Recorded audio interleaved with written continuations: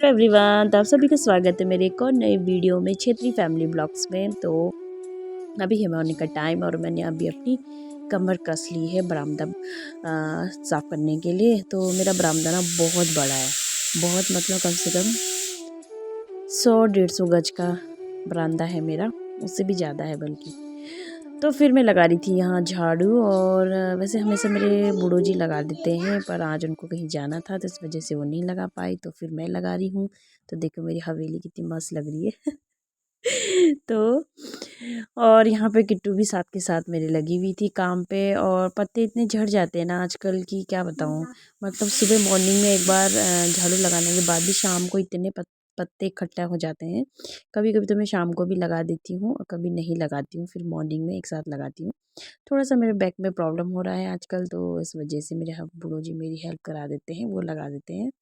और देखो साथ के साथ किट्टू भी लगी हुई है पत्ते उठाने में, और बेचारी अब गिर जाएगी देखना। तो इसका बड़ा वो रहता है मेरे साथ, साथ के साथ मतलब जो काम मैं करती हूँ वही उसे करना होता है। तो जब तक मैं झाड़ू लगा रही थी तब तक मैंने एक मशीन भी लगा दी थी, और मशीन में मेरे कपड़े भी धुल गए थे।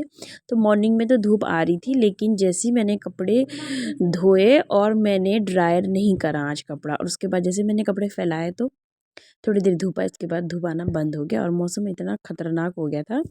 तो फिर आज कपड़े सूखे नहीं। अब देखते हैं कल धूप आती है या नहीं। तो आज मैंने बाहर बरामदे में ही कपड़े चाले थे, वहीं पाइप लगा लिया था। और क्योंकि आज मैंने जो मेरा बाहर वाला बाथरूम है उसमें मैंने मशीन रख दी थी बारिश के डर से ना, तो फिर कि मशीन भीग ना जाए, तो इसलिए मैंने अंदर रखा था। फिर वहाँ थोड़ी सी ना कंजस्टेड जगह कि छोटा ही है बाथरूम, फिर मैंने कहा चलो बाहर पाइप लगा लेती हूँ, आराम से वहीं बैठ के छालूंगी। तो जैसे ज़्यादा कपड़े होते ना तो मैं ऐसी आओ मिलो सिलो सालो कच्चा धागा रेस लगा 10 पत्ते तोड़े एक पत्ता कच्चा हिरन का बच्चा बच्चा गया पानी में पकड़ी उसकी नानी ने नानी गई लंदन वहां से लाई कंगन कंगन गया टूट नानी गई रूठ नानी को मनाएंगे रसमलाई खाएंगे रसमलाई अच्छी हमने खाई मच्छी मच्छी में काटा तेरा में चाटा चाटा बड़ा जोर से हमने खाए समोसे मोसे बड़े अच्छे नाना जी नमस्ते। वो दोनों बहनों की चल रही है यहाँ पे स्टोन पेपर सीजर वाली।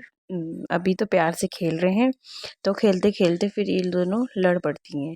मतलब एक बोलता है मैं जीत गई, दूसरी बोलती है मैं जीत गई। तो इन दोनों के झगड़े से मैं थोड़ी परेशान हो जाती हूँ, और कभी कभी फिर इनको मार भी पड़ जाती है। तो किट्टू वैसे छोटी है पर शैतान बहुत है, वो डुग्गू को बहुत परेशान करती है। तो चलिए, बहनों की बात है, लड़ाई झगड़ा तो होता रहता है। भाई बहनों में यही होता है। हम भी जब छोटे थे तो ऐसे ही होता था, हम भी लड़ते थे किसी बात पे, फिर मिलते भी थे।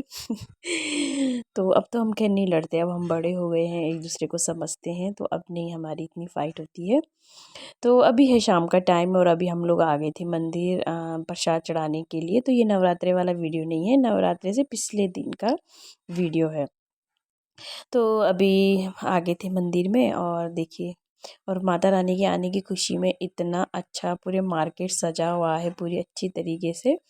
तो आप लोग भी दर्शन कर लीजिए, और आप लोगों का भी इच्छा पूरी हो, और आप लोग सभी मेरी सब्सक्राइबर की मनोकामना पूरी हो। तो अभी हम लोग लाइन पे भी लगे हुए थे, भीड़ हो रही थी, काफ़ी लोग आए हुए थे दर्शन करने के लिए। तो उसके बाद फिर मुझे थोड़ा सा नवरात्रों का सामान भी लेना था, और सब्जी वगैरह भी लेनी थी। तो फिर चलिए, तो अभी है नवरात्रे वाले फर्स्ट नवरात्रे का जो मॉर्निंग की पूजा पाठ का क्लिप है ये। तो अभी काम यहाँ पे सारे निपट चुके हैं, तो आप सभी को नवरात्रि की ढेर सारी शुभकामनाएं, और माता रानी करे आप सबका सोचा पूरा हुआ, और आप सभी के घर परिवार में कृपा बनी रहे माता रानी की। तो आशा करती हूँ सभी लोगों ने माता रानी को अपने घर में अच्छे से स्वागत किया होगा।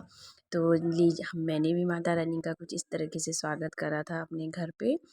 तो मैं ये नहीं कहती फ्रेंड कि मुझे बहुत कुछ आता है या आप लोगों को मुझसे सीखना चाहिए, पर जितना आता है मैं श्रद्धा से करती हूँ, पूरे मन से लगन से करती हूँ। चाहे फिर वो जैसा भी हो। तो जिस हिसाब से मुझे आता है उस हिसाब से मैंने अपना मंदिर सजाया हुआ था। तो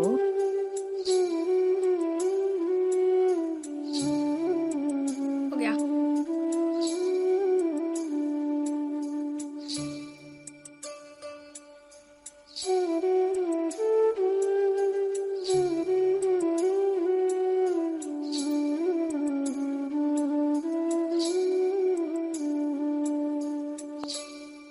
तो अभी है शाम का टाइम और मैं गई थी कीर्तन में। तो जो मेरी बड़ी वाली ननद है उनके घर पे कीर्तन था, तो मैं वहीं गई थी।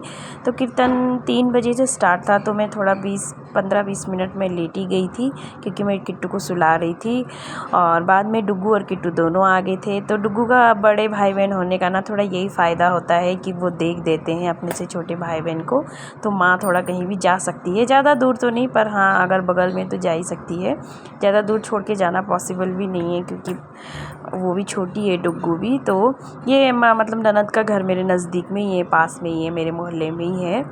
तो जो मेरी बड़ी वाली ननद है ना, उनकी जो बेटी है नानू, वो बहुत ध्यान रखती है किट्टू का। जब किट्टू लॉकडाउन में हुई थी ना, तो उसने बहुत ध्यान रखा था मेरे किट्टू का, और मेरे सारे काम जल्दी से हो जाते थे। तो थैंक यू नानू मेरी हेल्प करने के लिए। तो जो ये रेड कलर की साड़ी में है, जो पैसे वो कर रही है, वो है मेरी बड़ी वाली ननद।